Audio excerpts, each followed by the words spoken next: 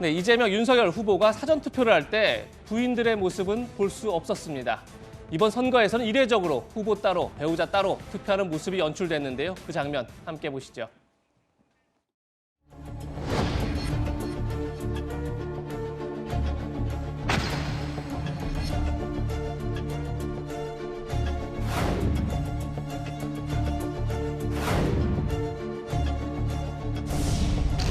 많이 부탁드릴게요.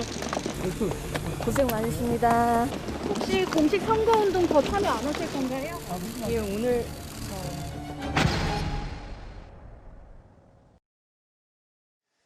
네, 윤석열 후보의 배우자 김건희 씨는 오늘 따로 서울 서초동 집 근처에서 사전투표를 했는데요. 카메라에 잡힌 모습을 보셨고요. 김혜경 씨도 이재명 후보의 부인 김혜경 씨도 오늘 사전투표를 할 것이다 이런 얘기가 있었는데 결국 사전투표를 하지 않고 본투표에 참여할 것인데 비공개로 하겠다. 지금 이런 얘기가 있습니다. 복경 대변인님. 네. 후보들의 배우자분들이 이렇게 비공개로 투표를 한다는 것 이걸 어떻게 봐야 될까요? 배우자들께서 국민들께 걱정을 끼쳤기 때문에 자숙하겠다라고 이제 말씀을 드렸고 그에 따른 책임지는 모습 중에 하나 아닌가 싶습니다. 거기에서 뭐 굳이 제가 이렇게 차별성을 얘기할 필요는 없겠습니다만 김건희 씨 같은 경우는 비공개 일정이다라고 하면서 언론에 살짝 드러내고 이번 비공개 사전 투표도 그렇고 한데 예. 그 김혜경 여사는 본투표하면서도 이것을 언론에 알리거나 이런 과정 없이 그 조용히 유권자의 한 사람으로서 투표하겠다라고 하는 것은 우리 국민들에게 자숙하고 반성하겠다라는 그 진정성 있는 모습을 보여드리겠다라는 모습의 일환인데요. 예. 유권자의 한 사람으로서 조금 씁쓸합니다. 예.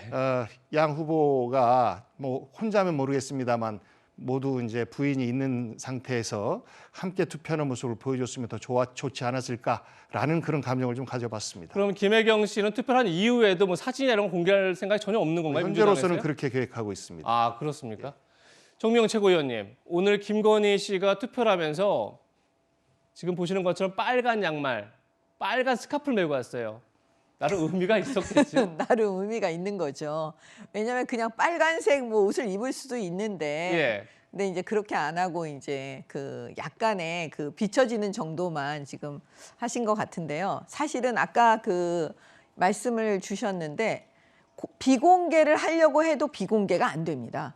예. 예를 들어서 김건희 여사가 아니 난 비공개로 그 사전투표하러 가고 싶다 이렇게 해서 예. 비공개로 한다고 해도 그건 안 되는 게 기자들이 다 물어봐요. 얼마나 취재를 열심히 하는지 몰라요. 예. 결국은 나중에 공개되는 거거든요. 이거를 살짝 흘리는 게 아니고 그냥 어쩔 수가 없는 거예요. 그다음에 또 같이 투표를 하신 분들의 시민들도 그렇죠. 또 제보를 할 수도 있는 예, 거고요. 예. 그다음에 만약에 김혜경 씨가 지금 김혜경 여사가 본투표 하신다고 하잖아요. 예. 그러면 꽁꽁 숨어가지고 지금 몰래 만약에 한다는 건데 그게 몰래가 되겠냐고요. 안 됩니다. 또 기자들이 다 취재해가지고요. 결국 사진 찍히거든요. 예. 그렇기 때문에 이걸 굳이 의미를 두고 뭐 할 이유는 없어 보여요. 알겠습니다.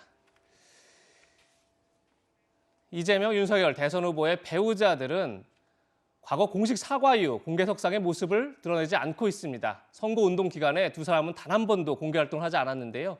과거 사과 모습 보고 이야기 계속 이어가겠습니다. 국민 여러분께 진심으로 사죄의 말씀을 드립니다.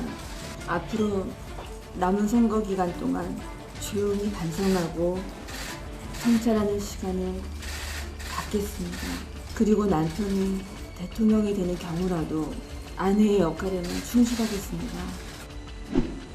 제가 져야 할 책임은 마땅히 지겠습니다. 수사와 감사를 통해 진실이 밝혀질 수 있도록 최선을 다하겠습니다. 선거 후에라도 제기된 의혹에 대해 성실하게 설명드리고 끝까지 책임을 질 것입니다. 장현지 변호사님, 공식 선거운동 기간에 후보들의 배우자들이 한 번도 등장하지 않은 건 역대 처음인 것 같습니다. 네, 그렇습니다. 지금 거대 양당의 후보 모두 배우자 리스크로 인해서 배우자가 모습을 드러내지 않고 있는 사실 참으로 안타깝습니다.